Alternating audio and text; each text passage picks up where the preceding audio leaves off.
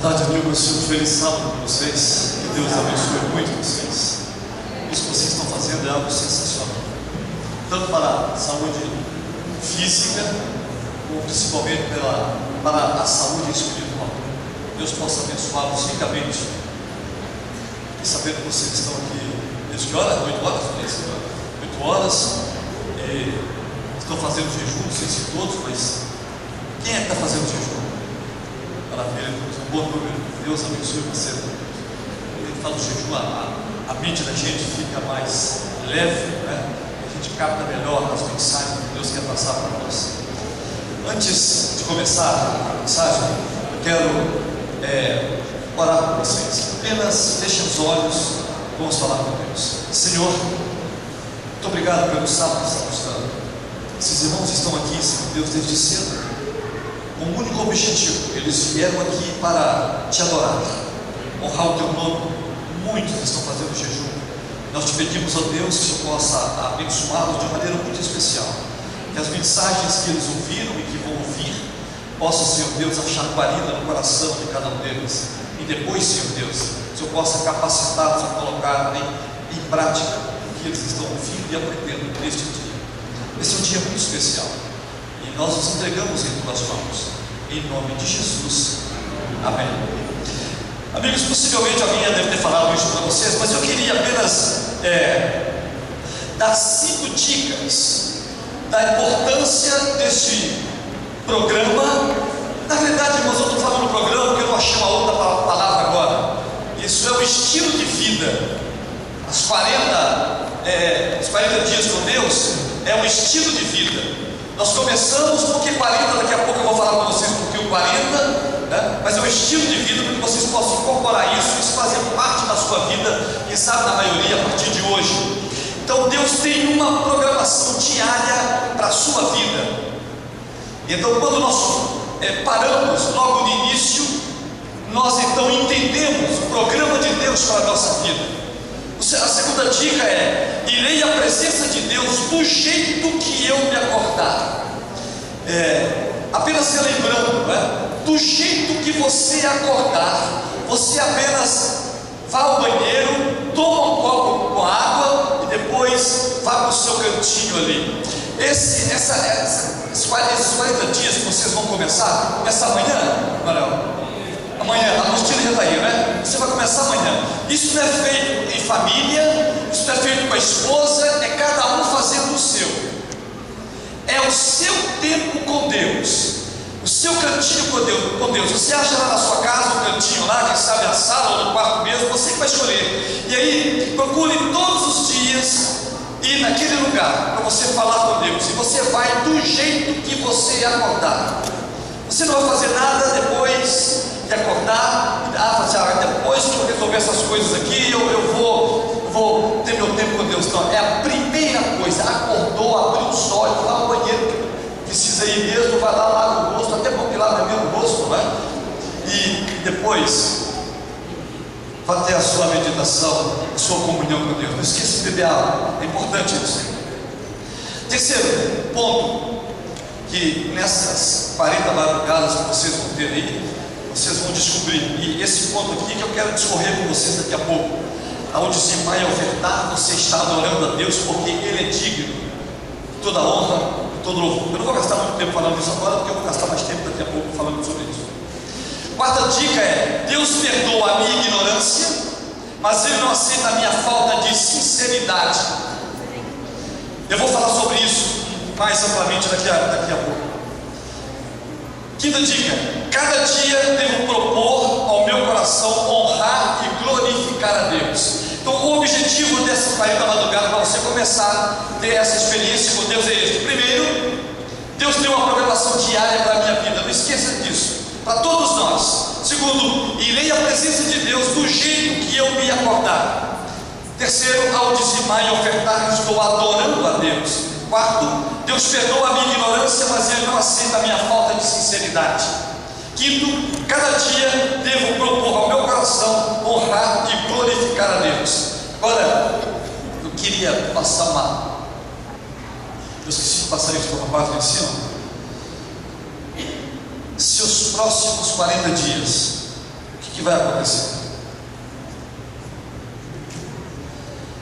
A expectativa média de vida nos dias de hoje é aproximadamente 25.550 dias, que dá o quê? 70 anos. Essa deve ser a duração da vida de alguém, né, de uma maneira normal.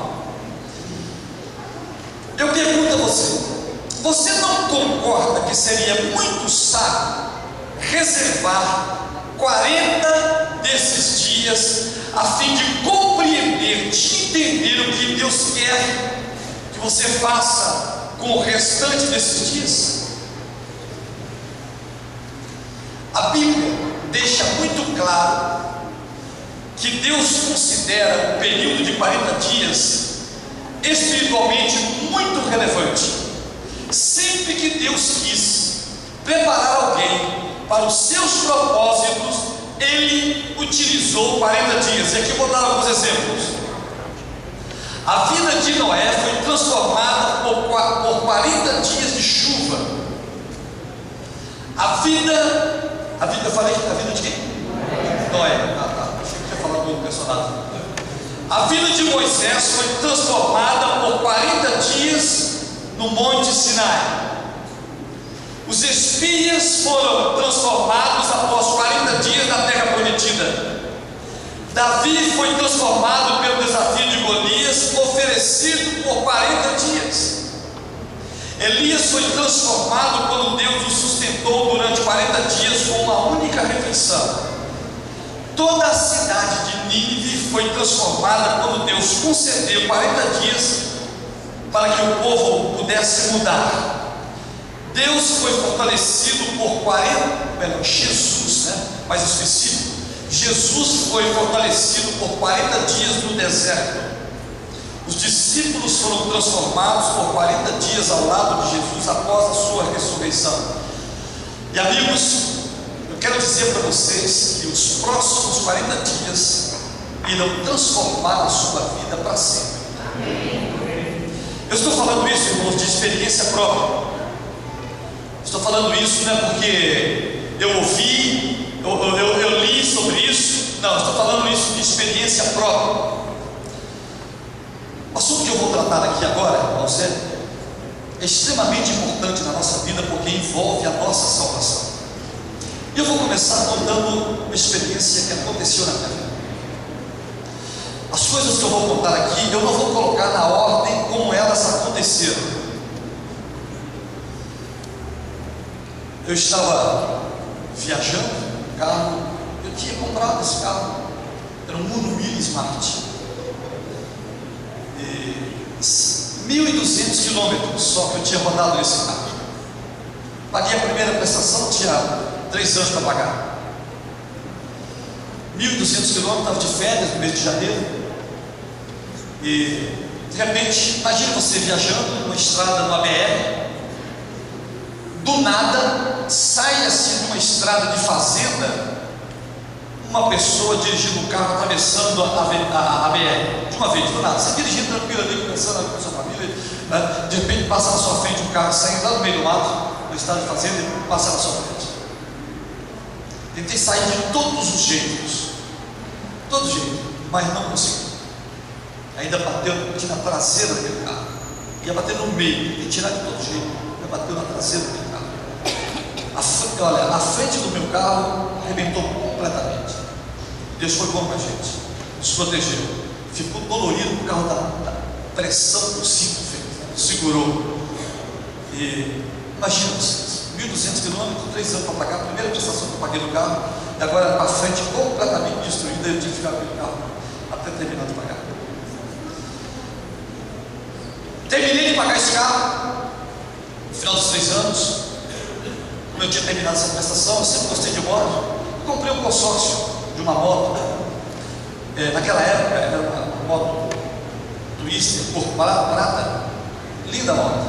Comprei um consórcio, paguei lá algumas prestações e fui sorteado. Fui lá buscar a moto, andei com aquela moto um ano e meio.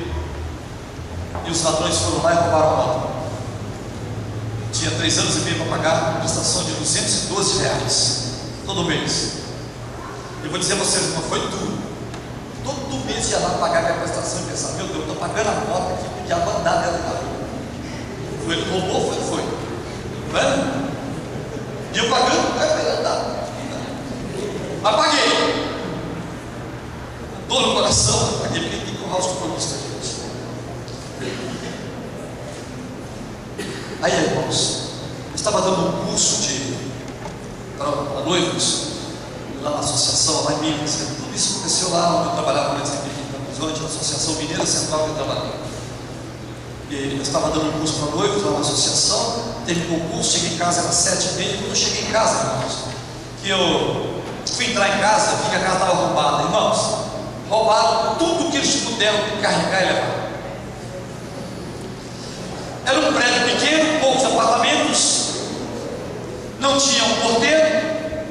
Eu perguntei: mas não é possível, vocês não viram os caras roubando aqui não? A gente estava achando que você estava mudando. Os caras pararam no caminhonete lá na frente, ninguém falou nada. Vai ver que as vizinhas até ajudaram a carregar. Irmãos, levaram tudo que eles puderam carregar. Pra vocês terem uma ideia, irmãos, até 6 caixinhas de leite que estavam assim debaixo da pia, eles levaram. Irmãos, foi na época da Páscoa. Coelho da Páscoa, tinha os ovinhos lá em cima da geladeira. Os caras roubaram os ovos de Páscoa. Deve para levar para os filhos dele, sei lá. Roubaram tudo, irmãos, tudo que eles puderam levar. Foi fácil. Saiu um tumor na perna da minha filha. Foi muito difícil. Muito difícil. Só a história desse tumor aqui, irmãos, na perna da minha filha, eu gastaria muito tempo contando para vocês. Mas não vou entrar em detalhes, só vou citar o caso. Muita luta, muita dificuldade, irmãos. Fui criado um sistema na minha casa. Meu pai, mineiro, na roça, no interior, ele dizia o seguinte para a gente: olha, meu filho, como que homem não chora? Então, irmãos, eu cresci não chorando. Eu não chorava. Não chorava. E meu pai falou assim: olha, eu não choro. Então, irmãos, a gente corria lá e metia o dedo assim na pedra, lá no topo, irmãos, arrancava a unha, engolia seco, aquela tudo danado, gente. Que doido demais, né? E não podia chorar. Imagina você, fui criado assim. Irmãos, depois eu passei dificuldade, porque como pastor, né, na igreja lá, aí um irmão do lado da igreja morria, você pensou que gostava, todo mundo da igreja chorando, eu pedi a Deus: meu Deus, ajuda, eu estava choradinho aqui, você não olhou para mim. Mas que pastor, que coelho insensível é esse, meu Deus? Porque mano, não chora. E eu queria dar uma choradinha, meu irmão, mas não tinha jeito, chorava. Mas, irmãos, eu vou dizer uma coisa para vocês. Minha filha me estufou na perna, mas foi difícil. Foi difícil. Aí não tem jeito, né, irmãos? Como é que eu choro? Como é que eu não clamo? Sabe? Não tem jeito. E, resumindo essa história aqui, esse fato, Deus curou minha filha. Se um dia vocês tiverem a oportunidade de conhecer minha filha, vocês vão ver se a perna dela assim, tem uma risca assim, sabe? Foi onde operou, tirou aquela parte do osso. O osso estava bom fino, assim. Se você dobrasse a perna, quebrava. Uma luta muito grande. Tirou um pedaço de osso daqui, fez enxerto aqui. Foi difícil para ela recuperar, mas recuperou. Deus curou ela. Irmãos, foi 2 ou 3 meses depois, meu filho andando de carro com meu irmão, indo de Belo Horizonte para uma cidade lá perto de Diamantina. Não sei se alguém já passou por Diamantina, falar em Diamantina. Diamantina é uma cidade histórica da Minas. Minha família é de lá. Você conhece lá, irmão? Quer dizer, minha família é de lá. Todo mundo tem sobrenome com ele naquela região, Diamantina, governo daquela região, irmão. Meu pai tinha uma coelhada danada, bicho rei do canal, coelho, bicho da rei. E aí, meu irmão saiu cedo para assistir um culto lá na igreja. E chegando perto de uma cidade com o nome Curvelo, antes da cidade, estava chovendo. O carro rodou na pista, bateu no barranco. Meu filho bateu a cabeça assim na coluna do carro, deu um traumatismo, seríssimo. Imagina. Deus foi tão bom, irmãos, que vários carros pararam assim para dar atendimento. Pra vocês terem uma ideia, em carros separados apareceram 5 médicos. Olha para você ver, irmãos. Isso não é coincidência, não, isso é misericórdia de Deus. não é? 5 metros, atenderam ali, levaram para a cidade mais próxima. E uma dessas pessoas, irmão, lá na cidade de Corveiro, não teve condições de cuidar do meu filho, pegaram uma ambulância e levaram meu filho de volta para Belo Horizonte, irmãos, mais de 100 quilômetros de volta, e uma dessas pessoas voltou junto. Eu não sei quem é o camarada, mas eu já orei, pedi a Deus para abençoar a vida desse homem, ele foi um anjo de Deus, voltou lá, para ficar lá com meu filho, e o garoto ficou ali dentro, irmãos. Então ali, irmãos, ali eu chorei 48 horas, sem parar, clamando a Deus para salvar a vida do Renan. Irmãos, olha, 48 horas chorando, acho que você botou o tempo todo que eu chorei, né? Irmãos, eu acho que ele tem parado, porque, irmãos, hoje estou vendo até propaganda da Casa Bahia, estou chorando, entendeu? Ficava hoje, não é possível acontecer. Estou vendo propaganda da Casa Bahia, estou chorando. Né? Chorei demais naquela época, agora me deu. Calma, hoje não é possível. Eu falei, Senhor, que negócio é esse? É só naquela época, você chorava mesmo propaganda na televisão, né? Estou chorando agora, qualquer coisa estou chorando. Aí, irmãos, resumindo essa história, Deus curou o Renan. Vocês terem uma ideia, irmão, não ficou sequela nenhuma. Foi um traumatismo seríssimo. Dizer, olha, quase o garoto morreu. A médica lá do pronto-socorro central lá de Belo Horizonte me chamou e disse, olha, o seu filho, sabe aquele negócio que você... não é fácil, mas Deus recuperou. Vocês terem uma ideia, em dezembro agora o garoto está formando engenharia civil, então a cabeça está boa, né? Para formar engenharia civil, não é? Dezembro agora ele forma engenharia civil, não é demais, parece Deus. Por que eu estou contando essas coisas? Sabe por quê, irmãos? Porque quando terminou isso, lá em Belo Horizonte, a maior parte do meu ministério foi lá na Associação Mineira Central.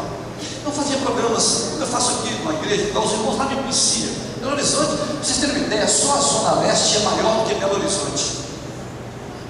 O tamanho dessa cidade é nossa, São Paulo, né?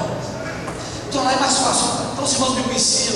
Um dia eu estava fazendo um programa lá numa igreja, terminou o programa, uma irmã me chamou de lado e falou assim, pastor, eu quero te falar agora, já que o seu filho Renan está bem, ele pediu oração, porque eles irmãos pediram oração para todo mundo das igrejas.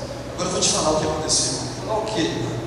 Ela falou, me disse, pastor, o seu filho, eu sei por quê, o que aconteceu com ele, um acidente. Porque antes do acidente, aqui na minha igreja, uma mulher ficou endemoniada. Ela começou a fazer um bocado de acusações. Ela não, né? O diabo falando com aquela mulher.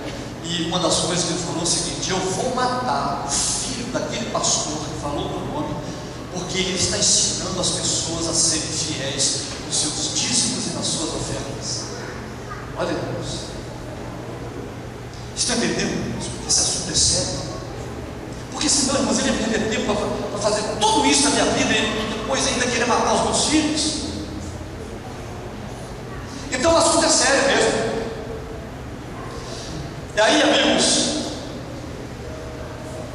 eu senti e sinto a mão de Deus guiando e protegendo a minha família.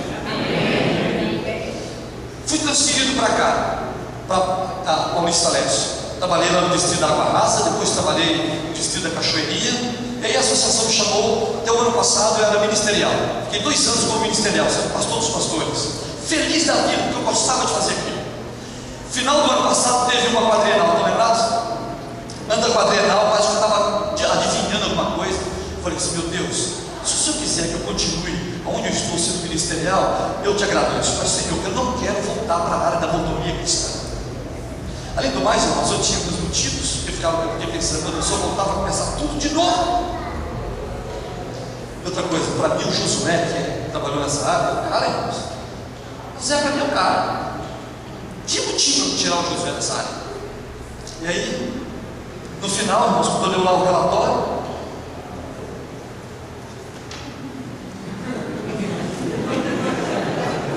fui para a área da mordomia que eu não queria. Irmãos, pedi a Deus para não, eu não quero voltar mais para isso. Mas como a minha vida é dirigida por Deus, vou fazer o trabalho. Mas, irmãos, até alguns meses atrás eu estava lutando com Deus, não querendo fazer isso.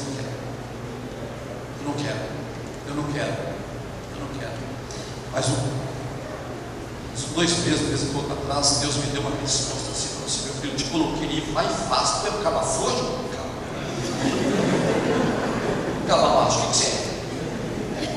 deu resposta. Então, irmãos, daquela resposta para cá, estou tomando um ânimo tão grande para fazer esse trabalho, você não tem nem ideia. Sabe, de novo, aquilo que eu gostava de fazer antes, né? No horizonte, dando de novo isso, irmãos. Sabe? Eu peço que vocês olhem por mim. Olhem por mim, irmãos. Porque não é fácil esse assunto. Sabe por que não é fácil, irmãos? Porque eu falo de algo que mexe com o inimigo, irmãos. Vocês já prestaram atenção que tudo aquilo que Deus instituiu, Deus criou, o diabo procura destruir? Vou dar pelo menos 3 exemplos e vou discorrer no terceiro. Antes de continuar, irmão, eu tenho quanto tempo aqui? Na realidade, daqui a pouco eu tenho que estar lá cantando, né, rapaz, no coral. Você não precisa nem falar, não, irmão, eu já estou sabendo meu tempo. E 7 horas eu tenho que estar lá, né? Irmão, você já viu ele cantar? Nunca viu, irmão, eu vou cantar no coral, olha, pra você, vou cantar no coral, irmão. Estou até com a gravata aqui no bolso, você tem que você vê que vai ficar bonito. Tira essa daqui e põe essa daqui. Está lá na frente do coral dos pastores, nós vamos gravar o CD para vender no Natal. Vender não, para entregar, para vocês entregarem no Natal. Vocês vão ser vendidos, como vai ser? Você que vai gravar hoje.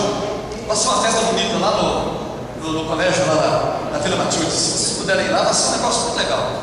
Mas muito bem, sabe, irmãos? Então eu já sei o tempo que eu tenho que chegar lá. O tempo. Irmãos, amigos, tudo que Deus instituiu, Deus criou, o diabo procura destruir. Vou dar 3 exemplos. Primeiro, irmãos, quem criou o sábado? Por que Deus criou o sábado? Por que, irmãos? Por que este Deus criou o sábado? Por que, irmãos? Oi? Para que, irmãos? Adorar, meu irmão. Toca aqui, meu irmão, fazer igual jovem, só jovem. É isso. Viu aí? Irmãos, adorar a Deus. Nós paramos todas as nossas atividades no sábado, não é?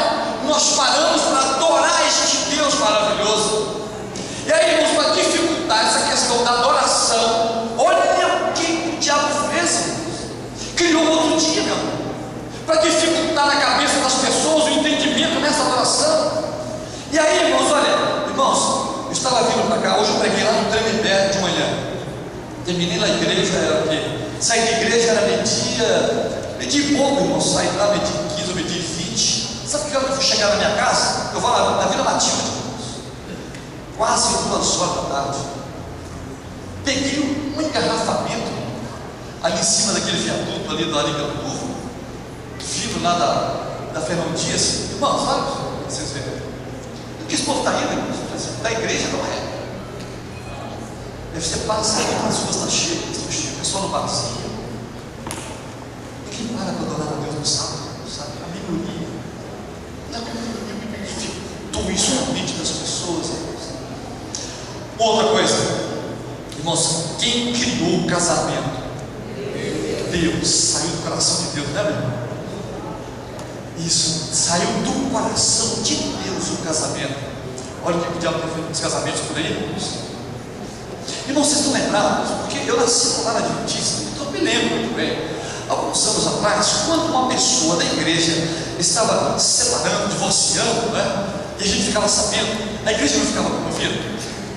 E a gente ia lá, a gente orava com aquela pessoa, os irmãos faziam até convite de oração, os irmãos se reuniam, o pastor ia lá, visitava, irmãos, todo mundo querendo que aquela família cantasse novamente. Hoje, a gente sente a falta do irmão aí na classe, né? Na unidade, e a gente fala: cadê o fulano? Ah, sabia não? Separou. Ainda fala essa cara assim: coitado daqui, vamos orar por ele, passa disso, não passa disso. E ali a gente já esquece, a gente só fala que orar, nem ora, a gente esquece, toca a vida, porque ficou normal, é ou não é, irmãos? Ficou normal, ficou comum, irmãos. Como comum isso, irmãos? Deus criou o casamento para a gente ser feliz. Deus criou o casamento para a gente ser feliz, irmãos. Amigos, biblicamente, existem 2 maneiras de você sair deste compromisso chamado casamento. Só 2. É a morte. Se o casamento é difícil, está ruim, você quer separar, porque morre. Sabe? Biblicamente, seguir a Bíblia, então morre, cara. Né? Mas quem quer morrer? Quem quer morrer, irmão? Ninguém quer morrer. Tem um pastor aí que você quer, esqueci o nome dele, disse que era Duarte. Eu gosto dessa mensagem. Irmãos, tem alguns sermões ali que eu vou ouvir e vou copiar, porque eu vou pregar do jeito que ele falar. Claro que eu não consigo fazer do jeito dele, mas a mensagem em si eu vou copiar. Mas são sermões sensacionais. Já ouviram, irmãos? Ele fala sobre família. Eu só posso contar só um detalhe. Eu ouvi lá, disse que você vai morrer. Irmãos, quem quer morrer? Ninguém quer morrer, irmãos. Nós nascemos para morrer. E ele contou um caso lá dentro do sermão dele, dizendo que uma senhora lá, uma menina, estava triste, falando: por que você morreu? Irmãos, como é que você pergunta o outro por que morreu? Quem quer morrer? Se eu pudesse responder, ele ia falar com ela: você acha que eu querendo morrer? Eu falei: eu queria ir contigo, me leva junto, gente. Eu queria morrer com ele, por que não é eu que estou ali com ele? De repente, irmão, o pé escapuliu assim, na beirada da cova, ela caiu deitada lá, de barriga, pá, em cima do caixão. Sabe aquela vez? A primeira coisa que ela gritou, falou assim: gente, me tira daqui!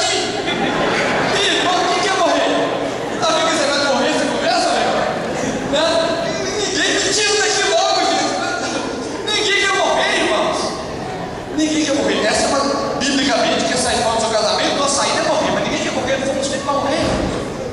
Outra saída, sabe qual é? Se é que eu posso chamar essa saída? Adultério, irmãos. Biblicamente, aquele que não adulterou pode casar. Está livre para casar. Mas junto desse, Deus colocou algo maravilhoso chamado perdão. Chamado perdão. Então, por favor, irmãos, lute pelo seu casamento. Não deixe o diabo destruir o seu lar, a sua família, irmãos. Mas imagine, você não dá para imaginar o garotinho lá dormiu naquela noite ali, acordou de manhã, e teu pai não volta mais. Você consegue, irmãos, nunca mais esse menino vai conseguir refazer isso, será o resto da vida, irmãos. Não deixe o diabo destruir o seu lar. Foi Deus que instituiu. E o terceiro, irmãos, quem instituiu os dízimos e as ofertas? Quem? Deus.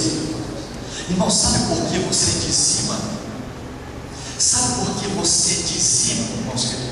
Sabe por que você dá o dízimo? Alguém pode pensar: pastor, eu dizimo, estou na igreja, eu dizimo. Então, o pastor Wilson pregou e falou assim: olha, quem dizimar vai direto de cabeça para baixo para o inferno. Eu não quero ir, por isso eu vou dizimar. Claro que o pastor Wilson todas as vezes. Irmãos, por que você dizima?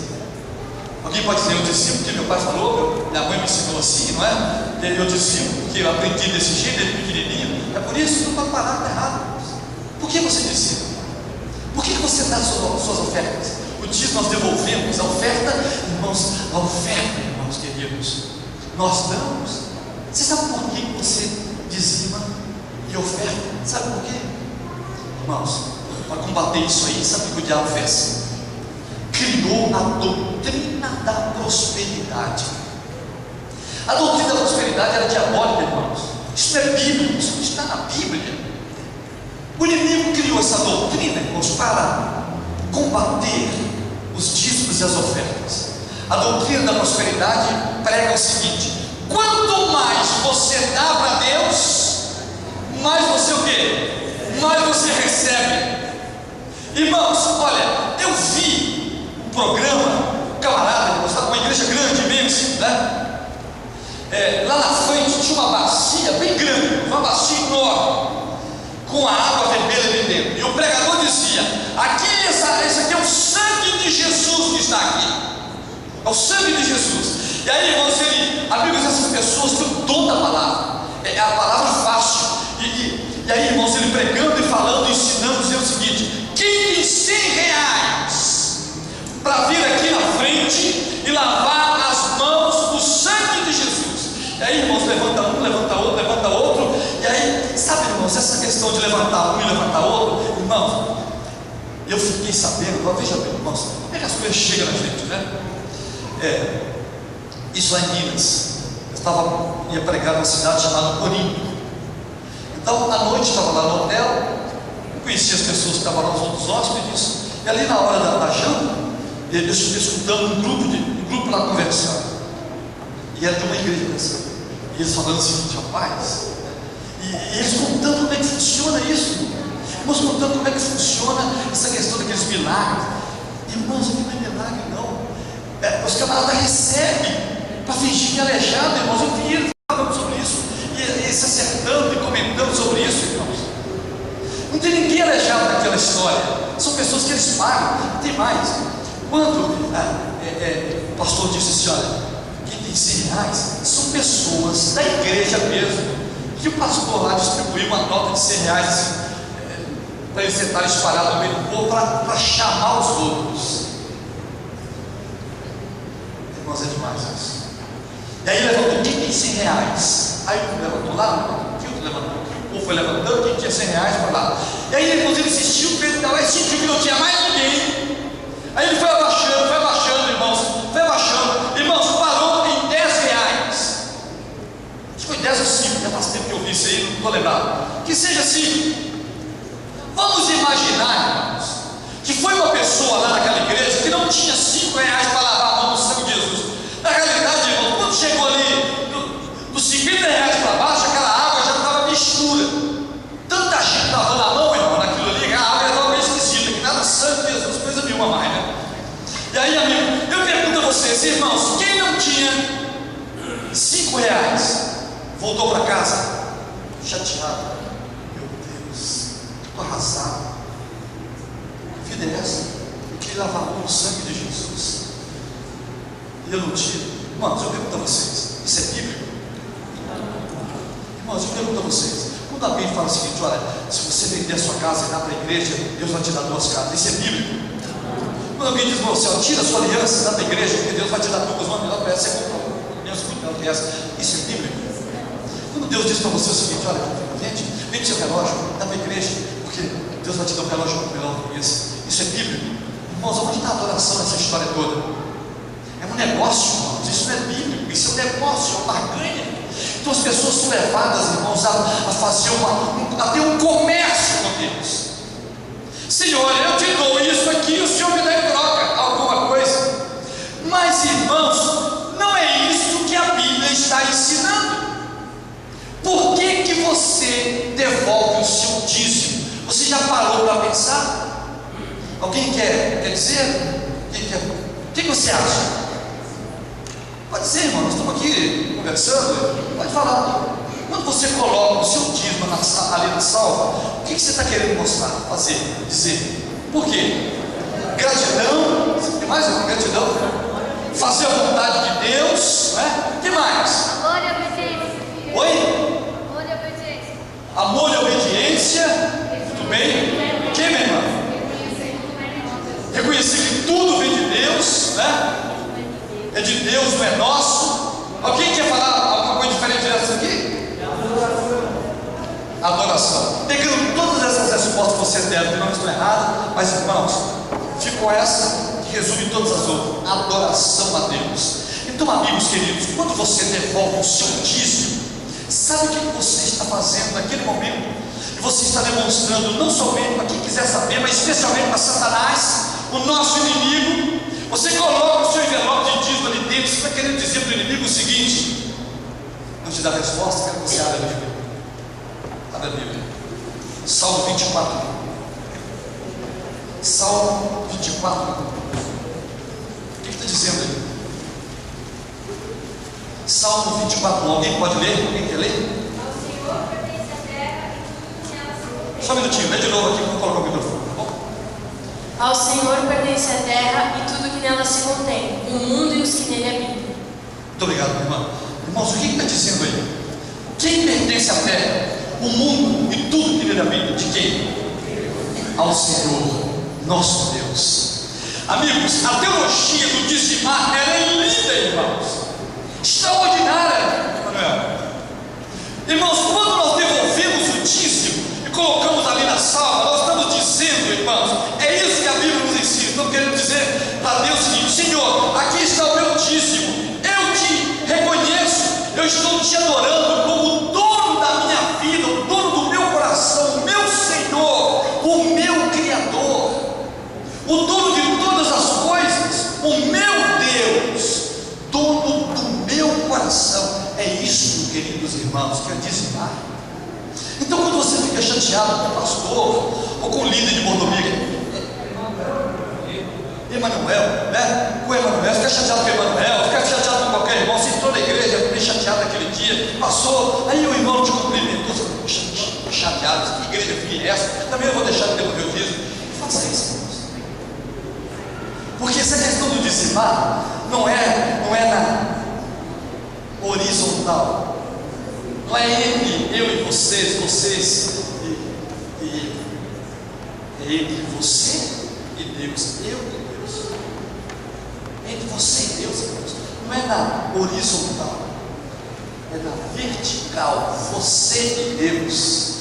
Irmãos, quando Jesus voltar, vão ter dois grupos de pessoas, e o ponto central, o foco, é quem você adora. Quem você adora?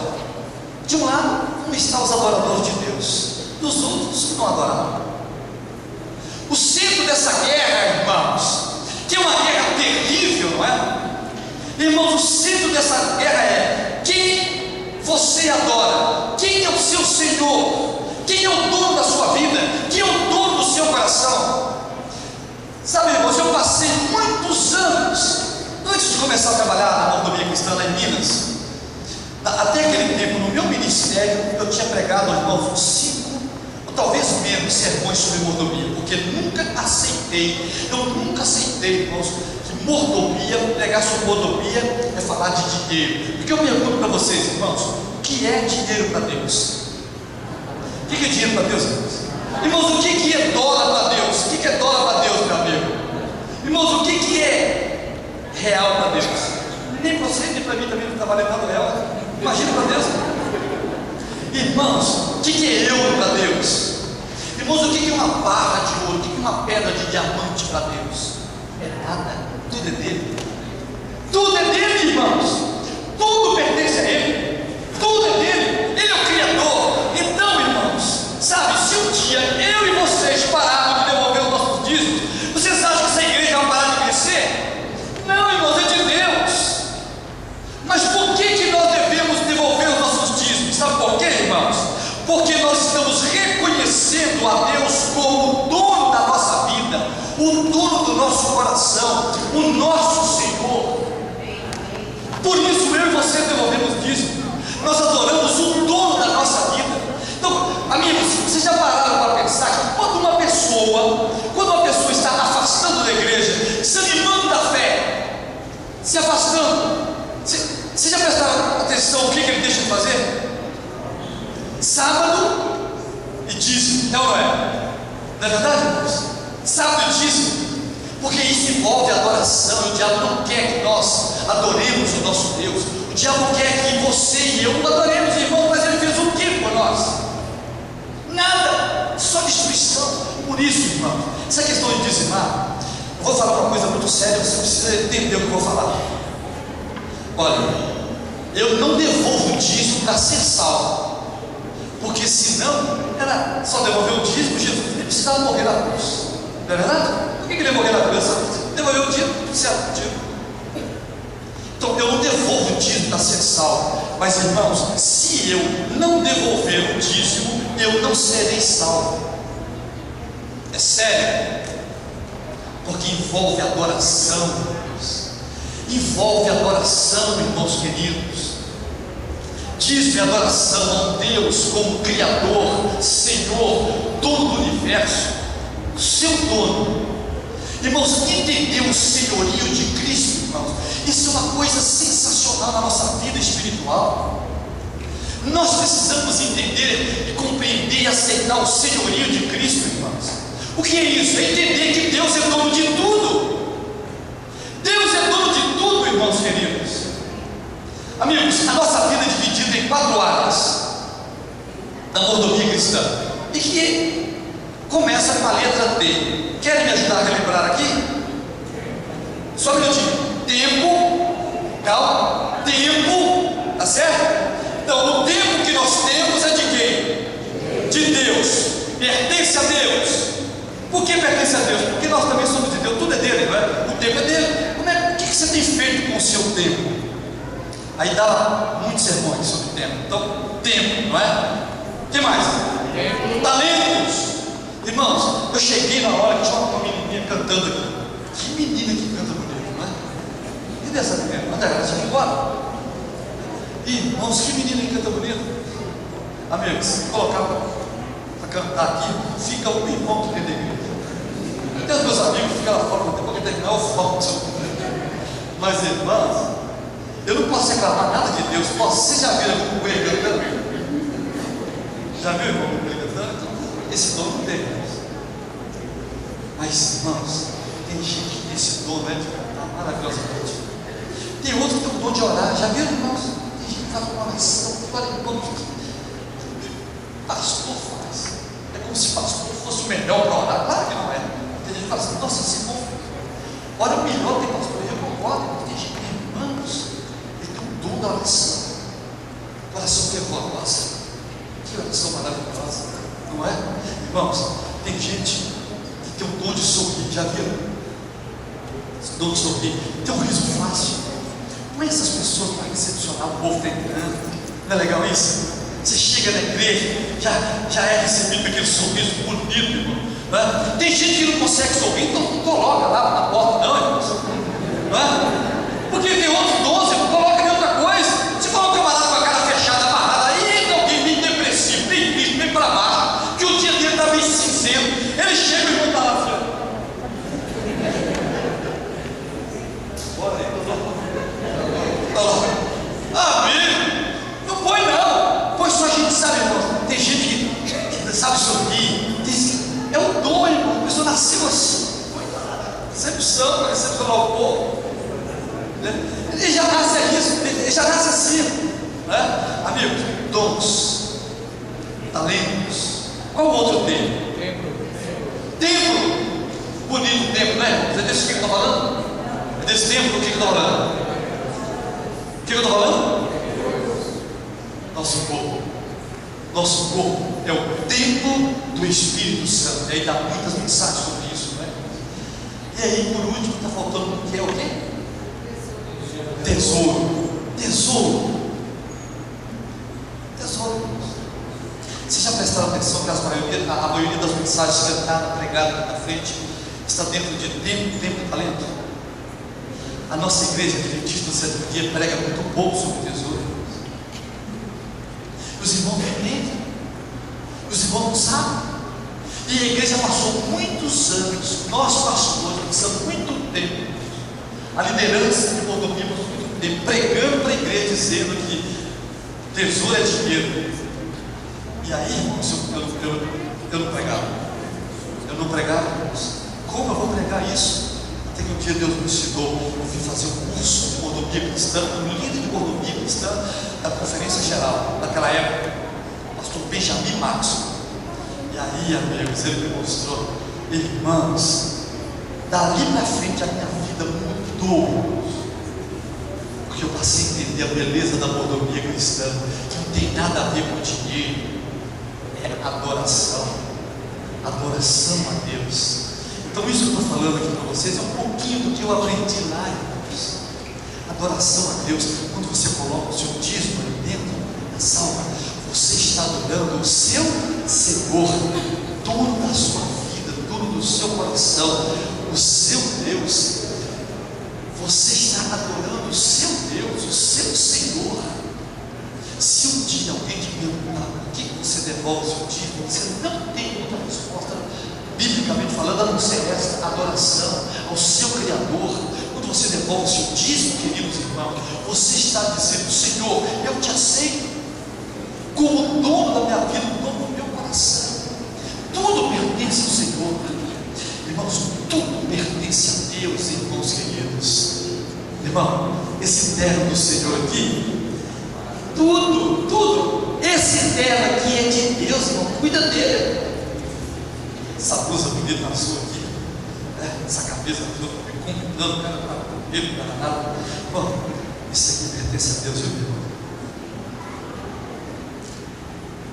Irmãos, irmão, esse óculos aqui, esse óculos, pertence a Deus. Sabe?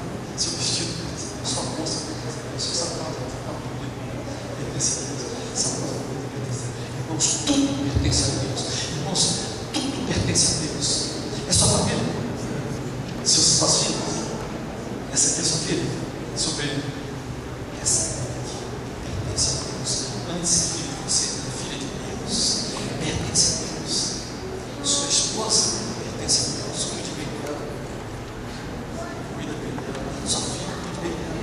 Irmão, esse Deus de primeiro.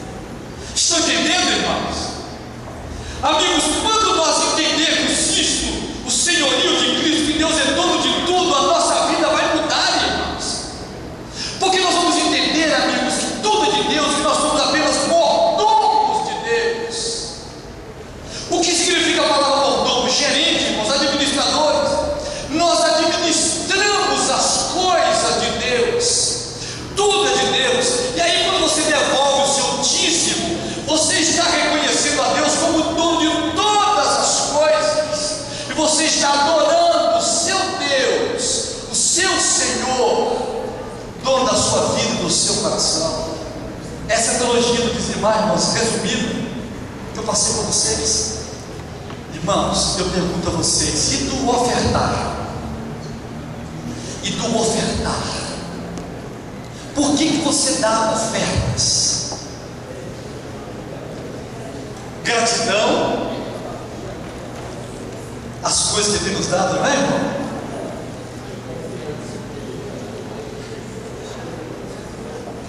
Irmãos, olha que bênção. Vocês não escutaram o que ele falou? Ele falou assim: eu tenho 83 anos, durmo sem dor e acordo sem dor. Isso é bênção, irmãos, porque depois de 40 começa a doer por causa de coisa da gente, não é? É bênção, porque depois de 40 você deita bem, acorda. Meu irmão, é abençoado demais, não é? Bênção de Deus.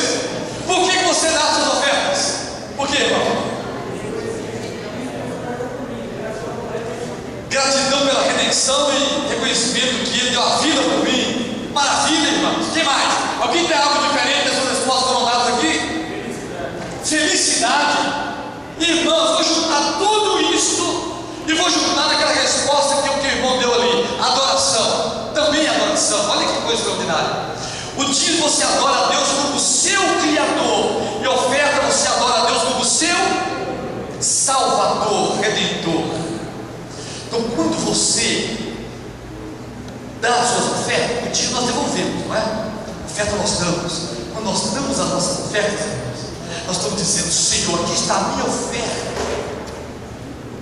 Eu te adoro e reconheço meu Salvador. Irmãos, eu pergunto a vocês: tem algo mais extraordinário que isso? Estão entendendo, irmãos queridos? Você dá oferta porque você já ganhou, não é, irmão? Você já recebeu, por isso você oferta. Amigos, enquanto nós damos uma oferta daquele qualquer jeito, camarada, aí o diabo está passando aqui, irmãos, temos diabo duro, né? Irmãos, esse diabo duro, se tem que tirar os camaradas, colocar em outra função. Não é para tomar conta da igreja, depois de noite para tomar conta da igreja. Então, tem os camaradas aí, com os braços assim, juro. Eu já encarei o diabo desse uma vez. Encarei, na verdade, ele que me encarou, eu encarei. Eu estava entrando numa igreja lá no interior de Minas, era uma igreja que a gente estava visitando, eu e meus colegas pastores, né? Chegamos lá no sábado, eles estavam construindo a igreja assim, na parte da frente do lote, e atrás estava uma salinha das crianças, onde o povo estava reunido.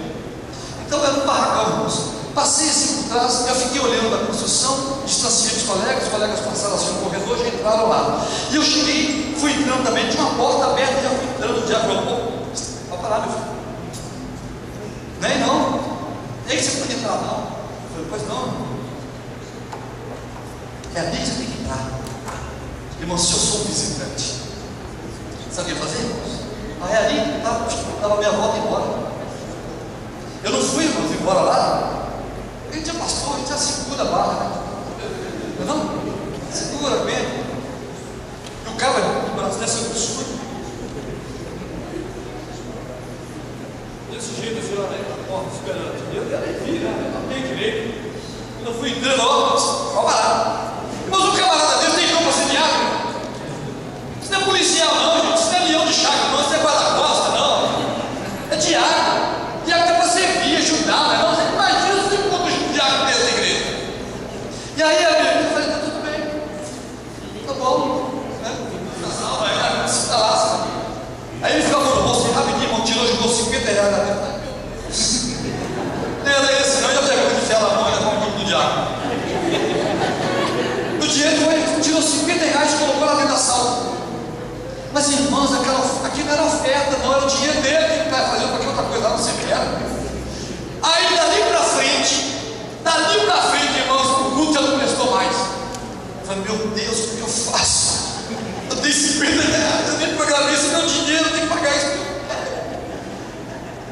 Sabe o que ele fez? Ele tomou coragem e falou: azar, porque ele me deu um burro aqui, eu desmaio, então para acordar, eu estou com meu dinheiro no bolso.